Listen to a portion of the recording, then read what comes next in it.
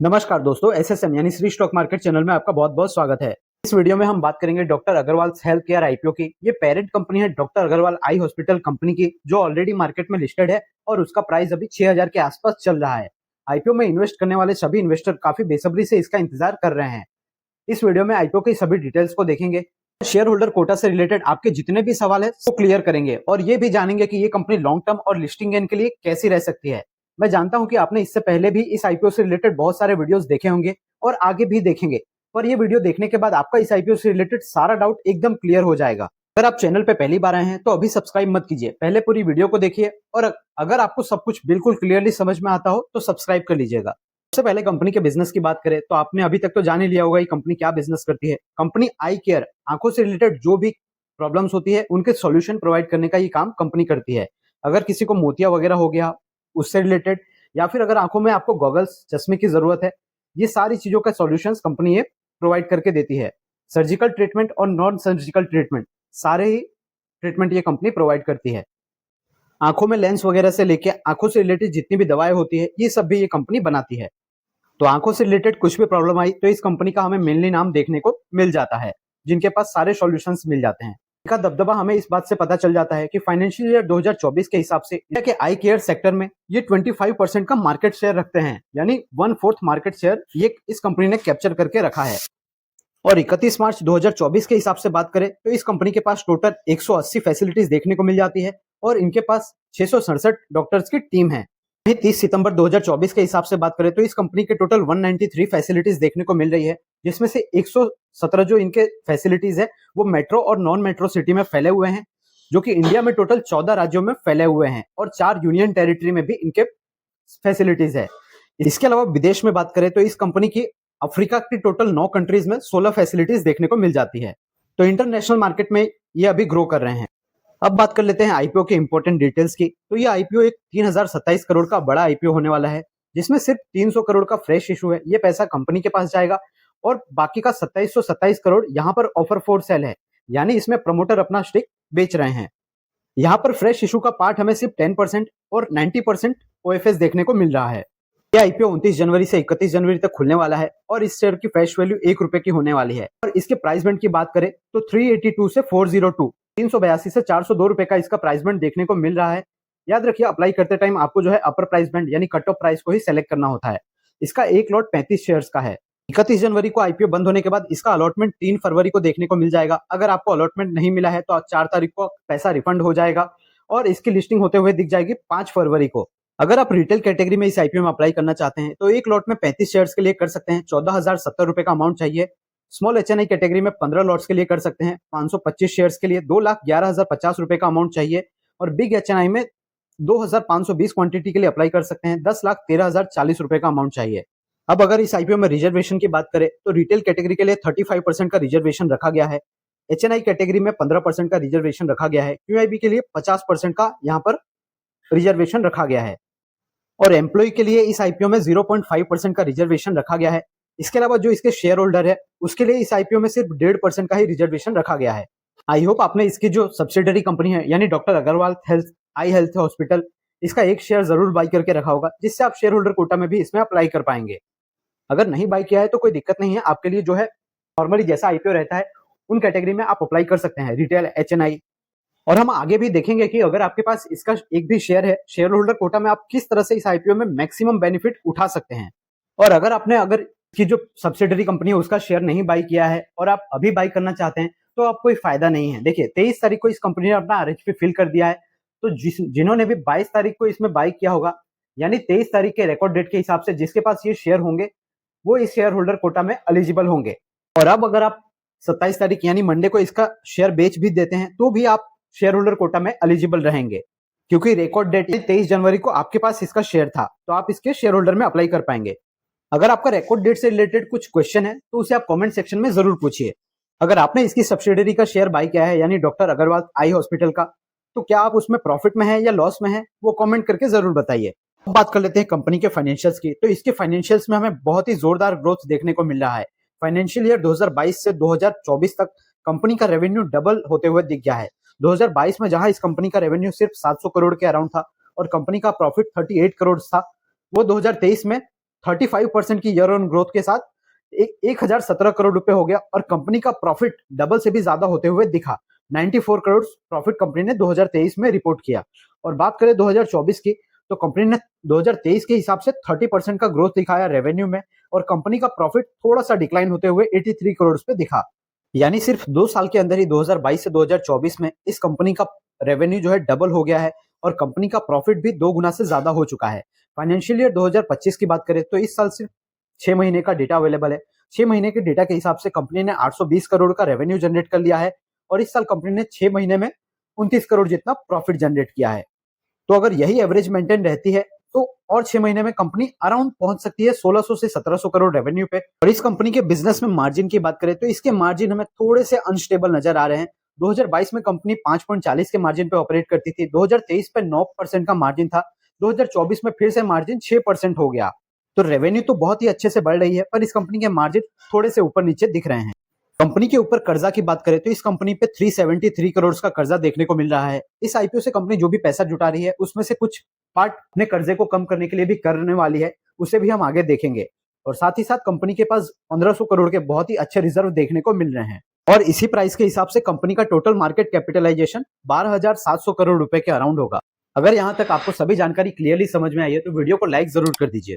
इसके ROE ROC की बात करें तो आरओई 9% और आरओसी 14% के अराउंड देखने को मिल रहा है। प्राइस टू बुक वैल्यू की बात करें तो 8 का हमें देखने को मिल रहा है। वैल्यूएशन यही चिंता की विषय है। पी मल्टीपल की बात करें तो इस कंपनी का पी जो है लिस्टिंग से पहले ये कंपनी 130 के मल्टीपल पे ट्रेड कर रही है और लिस्टिंग के बाद तो इसका पी मल्टीपल 160 होने वाला है। और इसके लिस्टेड पीयर से अगर इस कंपनी की तुलना की जाए तो इसके लिस्टेड पीयर में अपोलो हॉस्पिटल्स इसका पी 114 का देखने को मिल रहा है, मैक्स हेल्थ केयर उसका भी पी 100 के अराउंड देखने को मिल रहा है, फोर्टिस हेल्थ केयर उसका 76 और ग्लोबल हेल्थ उसका 62 का पी देखने को मिल रहा है। तो इस कंपनी का पी बहुत ही ज्यादा। इस वैल्यूएशंस का कारण यही है कि कंपनी यूनिक बिजनेस में आई केयर सेगमेंट में काम करती है और उस सेक्टर में कंपनी ने 1/4 अपना स्टेक मार्केट शेयर बना के रखा हुआ है।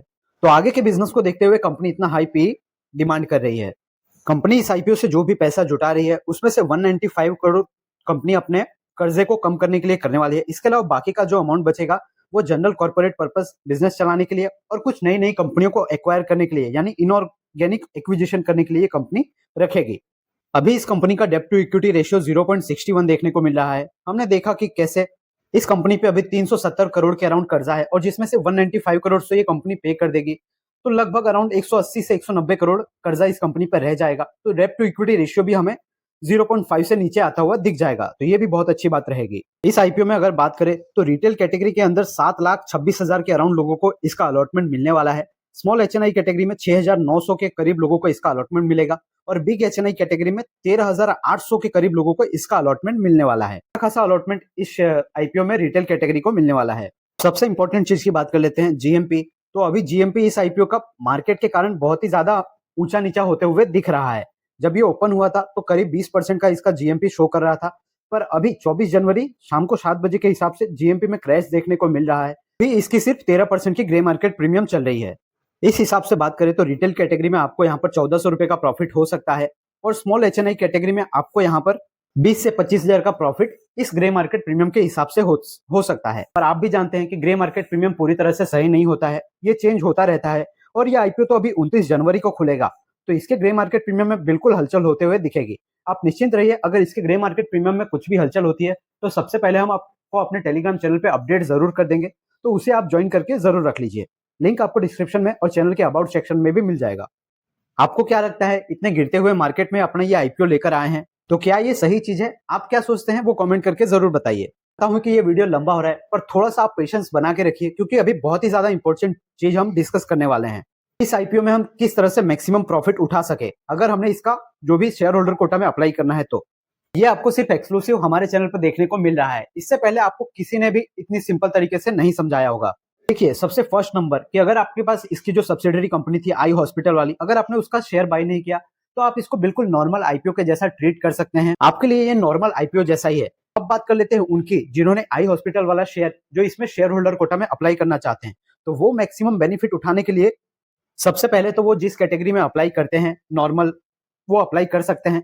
इसके बाद जब बात आती है शेयर होल्डर कोटा में अप्लाई करने की, तो आप जो है ट्राई कीजिए कि अगर आप मैक्सिमम रिटेल कैटेगरी के मैक्सिमम लॉट्स यानी 14 लॉट के लिए अप्लाई कर पाते हैं तो अप्लाई करने का ट्राई कीजिए, क्योंकि इसमें क्या होता है, शेयर होल्डर कोटा में जो है प्रोपोर्शन बेस पे अलॉटमेंट देखने को मिलता है। मान लीजिए अगर आईपीओ शेयर होल्डर कोटा में ओवर सब्सक्राइब होता है और ये अगर 14 गुना भी सब्सक्राइब होता है और अगर आपने 14 लॉट्स के लिए अप्लाई किया है तो आपको वहां पर एक लॉट मिलने का श्योरली चांस होता है। इसको आप इस तरह से भी समझ सकते हैं कि मान लीजिए अगर शेयर होल्डर कोटा में ये आईपीओ 5 गुना सब्सक्राइब हुआ है और आपने अगर 5 लॉट्स के लिए अप्लाई किया है तो वहां पे आपको एक लॉट मिलने की गारंटी रहेगी। बस पैसा है तो बिल्कुल इसमें आप ट्राई कीजिए कि आप रिटेल कैटेगरी मतलब शेयर होल्डर कैटेगरी में भी आप इसमें मैक्सिमम 14 लॉट्स के लिए अप्लाई करें। इससे आपको इस आईपीओ में बहुत ही अच्छा खासा बेनिफिट हो सकता है। आशा करता हूं आप ये पॉइंट समझ गए होंगे, क्योंकि ये पॉइंट शायद आपको अभी तक पता नहीं होगा। क्या आप इस पॉइंट के बारे में पहले से जानते थे? और अगर नहीं जानते, आपने पहली बार जाना है तो कमेंट करके हमें जरूर बताइए। तो अब बात कर लेते हैं इस आईपीओ में क्या करना चाहिए, लिस्टिंग गेन के लिए अप्लाई करना चाहिए या लॉन्ग टर्म के लिए अप्लाई करना चाहिए। इसके लिए हमको कंपनी के पॉजिटिव और नेगेटिव्स देखने पड़ेंगे। तो सबसे पहले तो कंपनी का बिजनेस बहुत ही जोरदार देखने को मिल जाता है। ये बिजनेस ऐसा है जो लगातार चलता ही रहता है और ये कंपनी अपने सेक्टर में 25% का मार्केट शेयर लेके बैठी है, जो कि बहुत ही ज्यादा कहा जाता है।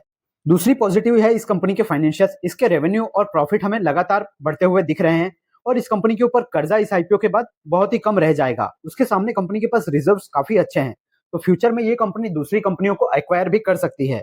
और तीसरा पॉजिटिव ये है कि अभी ये कंपनी सिर्फ डोमेस्टिकली इतना रेवेन्यू कर रही है, सिर्फ इंडिया में। अभी ये कंपनी इंटरनेशनल मार्केट्स में एंट्री करेगी तो वहां पे ये कंपनी बहुत ही ज्यादा हाई मार्जिन पे बिजनेस कर सकती है।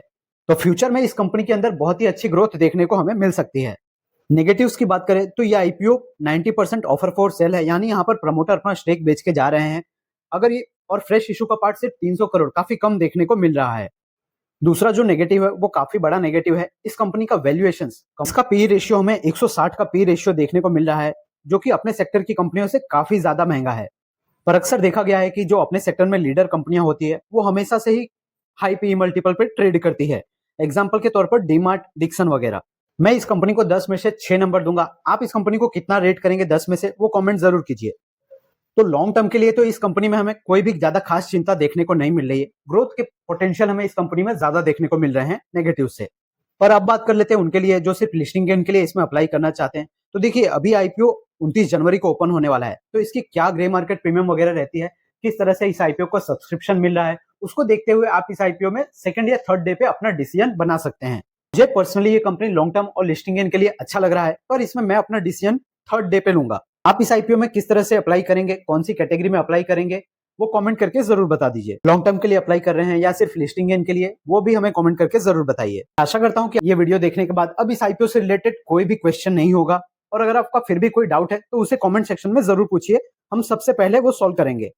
और जैसा कि हमने वीडियो की शुरुआत में ही बात की थी कि आपको अभी सब्सक्राइब नहीं करना, तो अब आपने पूरी वीडियो देख ली है और अगर आपको सब कुछ क्लियरली समझ में आ चुका है तो आप हमारे चैनल एसएसएम यानी श्री स्टॉक मार्केट को सब्सक्राइब करके बेल आइकन को जरूर प्रेस कर लीजिए ऐसे ही वैल्यूएबल कंटेंट पाने के लिए।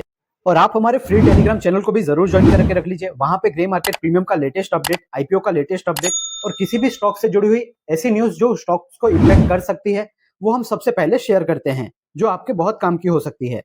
लिंक डिस्क्रिप्शन में और चैनल के अबाउट सेक्शन में है।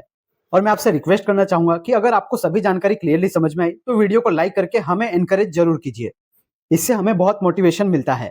और एक और बात मैं आपसे कहना चाहूंगा, मैं जानता हूं आपका समय कितना कीमती है, इसी को ध्यान में रखते हुए हम बिल्कुल क्लियर और टू द पॉइंट इन्फॉर्मेशन लाना चाहते हैं। हमारा लक्ष्य सिर्फ वीडियो बनाना ही नहीं है, आपको पूरी तरीके से क्लियरली उस चीज को समझाना है। क्योंकि आजकल बहुत सारे ऐसे लोग हैं जिन्हें पूरी तरह से नॉलेज नहीं है, फिर भी वो सिर्फ वीडियो बनाने के लिए बना रहे हैं। आप अच्छी तरह से जानते होंगे मैं किनकी बात कर रहा हूं। हमें सपोर्ट करने के लिए आप अपने शेयर मार्केट और आईपीओ वाले दोस्तों के साथ इस वीडियो को शेयर कर सकते हैं, जिससे उनकी भी हेल्प हो जाएगी। आई नो ये वीडियो बहुत लंबा हो गया, पर हमने एक एक जो भी चीज की बात की वो वैल्यू ऐड कर रही है, उसकी बहुत ही ज्यादा इंपॉर्टेंस है।